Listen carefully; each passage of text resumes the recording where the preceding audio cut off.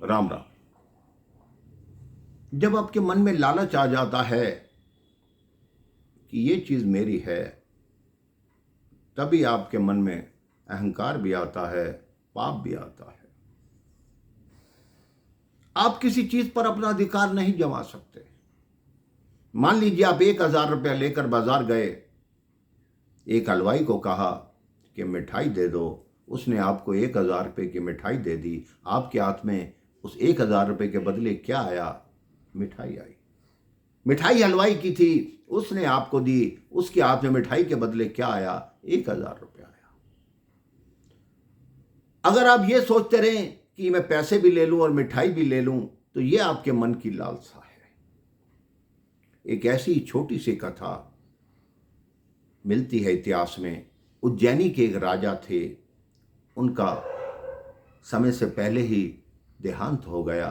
तब उनका पुत्र केवल 5 वर्ष का था। उस पुत्र का नाम आपने बहुत सुना होगा, उनका नाम था भोज।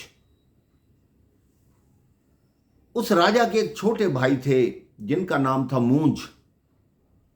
तो सारे मंत्रिमंडल ने यह सलाह की कि जब तक ये बालक 15 वर्ष का नहीं हो जाता, तब तक आप सारा राजपाट मूंज ये संभालेंगे, और जैसे ही बालक 15 वर्ष का हो जाएगा, तब इसको राजपाट दे दिया जाएगा।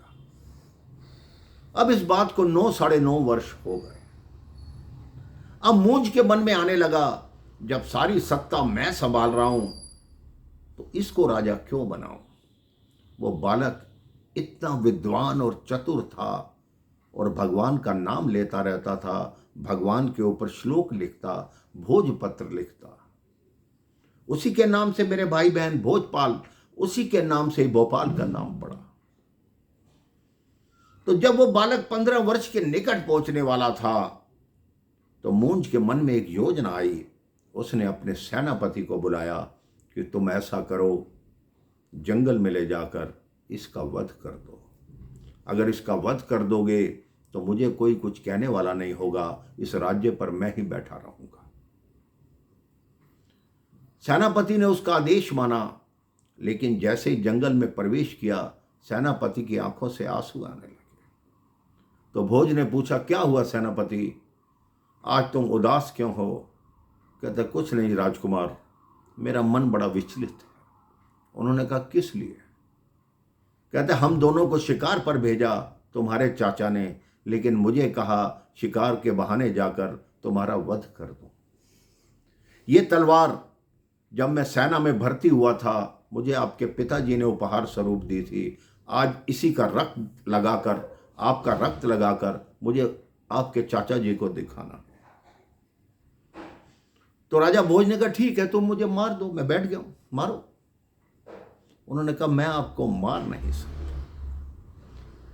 मैं आपके साथ नमक हरामी नहीं कर सकता। आप ऐसा कीजिए, ये पर्वत है, इस पर्वत को पार कीजिए, वहां मेरी बहन का घर है, आप यहां से चले जाइए, मैं जाके राजा को बोल दूंगा कि मैंने आपका वध कर दिया।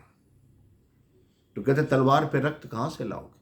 कह रहे, हमने अभी शिकार किया है, उस पशु का रक्त लगाकर ले जाऊंगा कि मैंने आपको मार दिया। कहते, मेरे चाचा पूछेंगे, क्योंकि वो बड़े चतुर हैं, कि मैंने मरने से पहले तुम्हें क्या कहा था। कहता, हाँ ये बात है। कहता, मैं एक तुम्हें भोजपत्र लिख कर देता हूं, वो जाके मेरे चाचा को दिखाना, उनको विश्वास हो जाएगा कि मैं मर गया। उन्होंने पत्र पर एक श्लोक लिखा और सेनापति को दे दिया। भोज पर्वत पार करके उसकी बहन के घर चले गए। उस सेनापति ने अपनी तलवार पर रक्त लगाया और राजा के सम्मुख प्रस्तुत हुआ। कहा, राजन, मैंने उसका वध कर दिया। कहता, उसने मरने से पहले कुछ कहा था। कहता, ये श्लोक बोला था।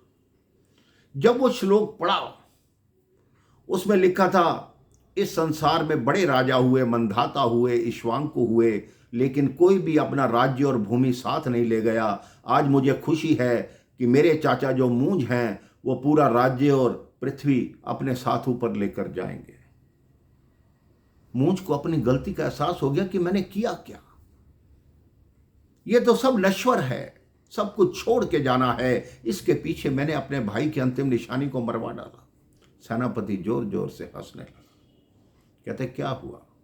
कहता मुझे ज्ञात था महाराज कि आप मन के बहुत अच्छे हैं, लेकिन आपके आसपास जो लोग हैं वो आपको ऐसी योजना बता रहे हैं, इसलिए मैंने राजकुमार को मारा नहीं, वो मेरी बहन के घर सुरक्षित है।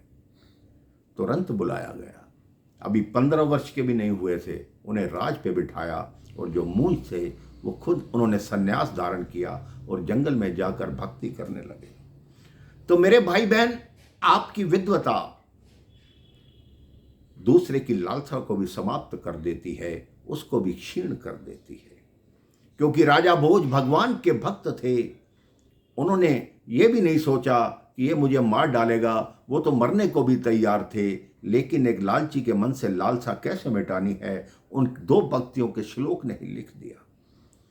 आप भी अपने मन में ये सोच लीजिए मेरे भाई बहन, कोई भी लालची है तो उसके लालच को समाप्त करने की कोशिश कीजिए, उसे भगवान के मार्ग पर लाइए, तभी आपका भी जीवन सफल होगा और उसका भी सफल होगा। राम राम, जय श्री राम।